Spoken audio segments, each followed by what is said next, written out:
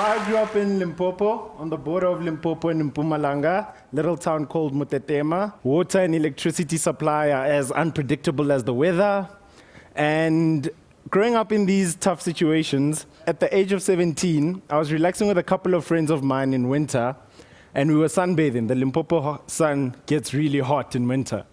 So as we were sunbathing, my best friend next to me says, "Man, why doesn't somebody invent something that you can just put on your skin and then you don't have to bath?" And I sat and I was like, man, I would buy that, eh? So I went home and I did a little research. And I found some very shocking statistics. Over 2.5 billion people in the world today do not have proper access to water and sanitation.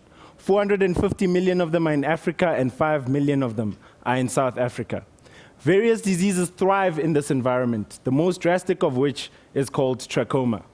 Trachoma is an infection of the eye due to dirt getting into your eye. Multiple infections of trachoma can leave you permanently blind. The disease leaves 8 million people permanently blind each and every year. The shocking part about it is that to avoid being infected with trachoma, all you have to do is wash your face. No medicine, no pills, no injections. So after seeing these shocking statistics, I thought to myself, okay, even if I'm not just doing it for myself and the fact that I don't want a bath, I at least need to do it to try to save the world. So with my trusty little steed, my Nokia 6234 cell phone, I didn't have a laptop, I didn't have internet much, except for the 20 Rand an hour internet cafe. I did research on Wikipedia, on Google about lotions, creams, the compositions, the melting points, the toxicities. I did high school science. And I wrote down a little formula on a piece of paper, and it looked like the KFC special spice, you know?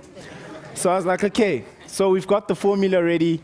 Now we need to get this thing into practice.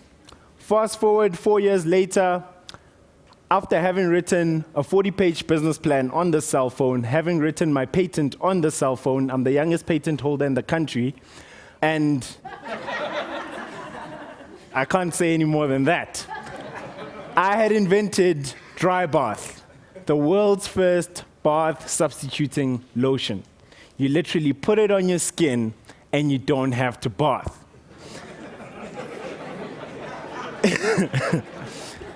So after having tried to make it work in high school with the limited resources I had, went to university, met a few people, got it into practice, and we have a fully functioning product that's ready to go to the market. It's actually available on the market.